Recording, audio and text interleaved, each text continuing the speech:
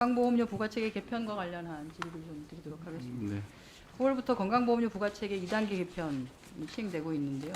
이게 아마 모두 다 소득 중심 부과체계로 개편한다는 기본 원칙에는 공감을 합니다. 다만 이제 세부 내역을 보면 은퇴한 단락 노령연금 하나 있는 노령연금 수급자라든지 또는 최저빈곤층에게 부담이 좀 가중되고 있어서 보완을 할 필요는 있다고 봐집니다. 그 관련해서 질의를 드리겠습니다.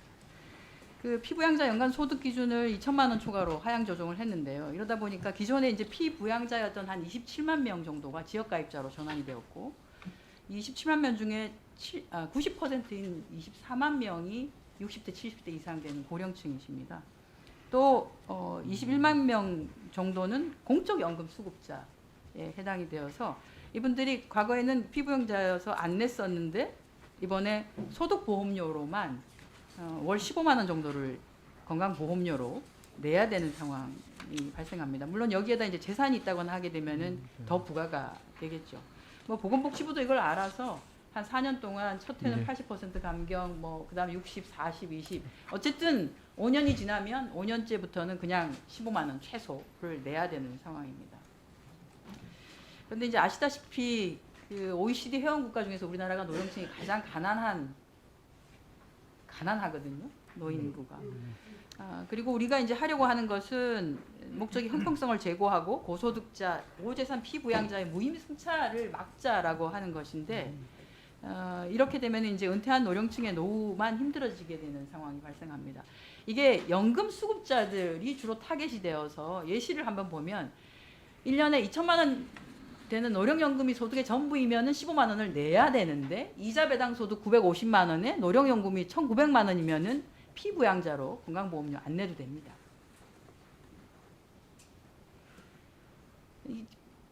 합리적이지 않죠. 마찬가지로 국민연금하고 좀 유사한 퇴직연금 소득도 아예 제외가 되어 있습니다. 그래서 지금 이제 연금 소득자들만 타겟이 되는 것 같아서 이게 사회 연대 관점에서도 좀 문제가 있는 거 아니냐는 건데요. 이게 이제 지난번 인사청문회 때도 저희가 뭐 고액소득자 장관님께서 그 지적을 좀 받으셨습니다만 이게 이제 그 당시 장관이 답변대로 건강보험법 시행령상의 소득 월의 그 기준이라고 하는 게 소득세법에 따르는 비과세 소득을 제외한다라고 하는 건데. 이게 이제 예전에 우리가 소득 파악도 제대로 안 되고 해서 국세청 자료 그거 하나만 가지고 뭘 할 때 하고 달리 지금은 자산가들이 다양한 비과세 소득이 있음에도 불구하고 그 혜택은 혜택대로 누리고 전혀 오히려 내야 될 것을 안 내고 있는 것들을 바로잡자고 하는 것인데 이번에 체계 개편을 하면서도 그게 완벽하게 또는 완벽에 가깝게 보완되지는 않았거든요. 그래서 이 부분은 좀 보완을 해야 된다고 보고요.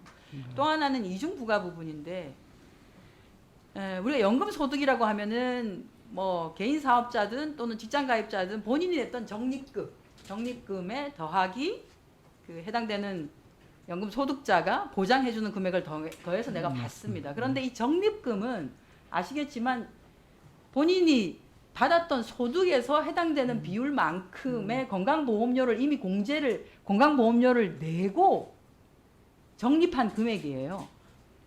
그 적립금액이 연금소득에 들어가 있는데 여기에 그냥 퉁쳐서 다시 건강보험료를 책정을 하게 되면 이중부과가 되는 금액이 분명히 있는 거죠. 그래서 이 부분도 냈는데 또 내야 되는 금액이 있다라고 하는 것 이것도 역시 형평에 맞지 않습니다. 안 낸 사람은 계속 안 내고 내는 사람은 전에도 냈는데 또 내고 하는 게 되는 부분이기 때문에 이것도 보완을 좀 해야 될 필요가 있다고 봅니다. 그리고 이제 7월 기준해서 지역가입자 중에서 최저 월 보험료를 납부하는 213만 세대 중에서 39만 세대가 급여 정지 기준인 6개월 이상 체납한 사람들입니다. 근데 이제 이분들이 앞으로 이제 최저 보험료가 9월부터는 19,500원으로 올라가죠.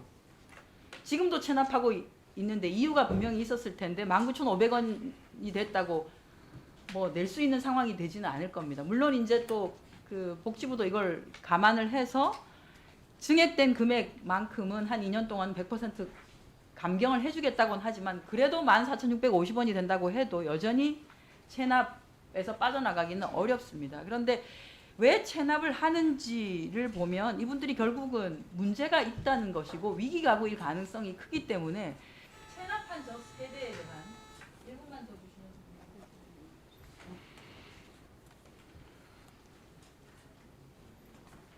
일단은 이 체납한 세대에 대한 그 조사를 통해서 위기가구 대책이라든지 또는 그 발굴을 통해서 도움을 줄 수 있는 방안을 먼저 하는 것이 필요하다고 보고요. 왜냐하면 건강보험료는 본인이 아프면 반드시 써야 되는 부분이기 때문에 가능하면 내려고 하지 체납을 할 때는 분명히 이유가 있습니다. 그러니까 그 이유를 살필 수 있도록 하는 것이 좀 좋겠다고 보고요.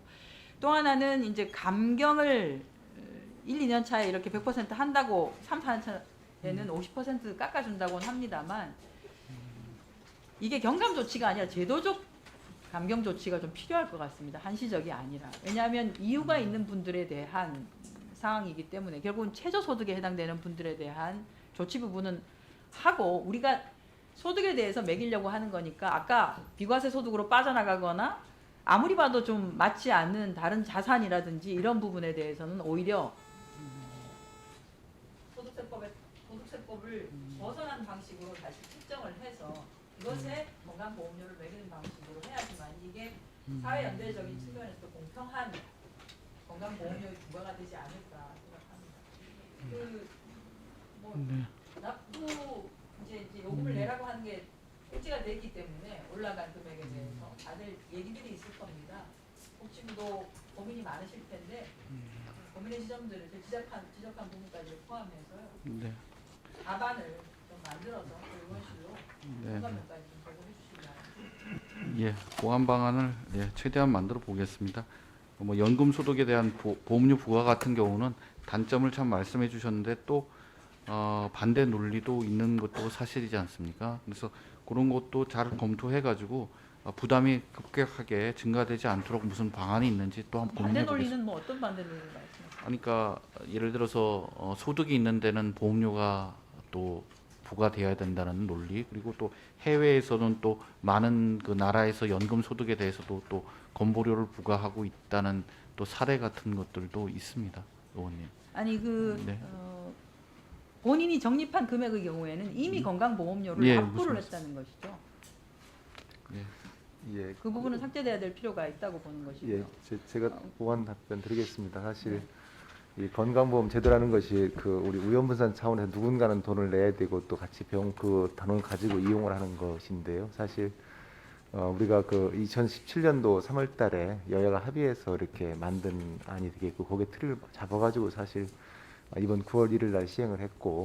소득이 있는 곳에 부과한다 그게 그게 맞는데 그렇습니다. 그 소득이라고 하는 것이 왜 연금 소득만 이렇게 부과를 한 것에 또 부과하는 방식이 되고 예. 다른 배당 소득 이런 것들은 또 빠지느냐? 또 그러니까 그 원칙에 지금 반대하지 않는다고 예, 말씀하셨습니다. 알겠습니다. 그 금융수도도 부과하긴 하는데 여러 가지 지적사항 주셨기 때문에 저희가 전반적으로 다시 한번 고민해보고 말씀을 드리도록 하겠습니다.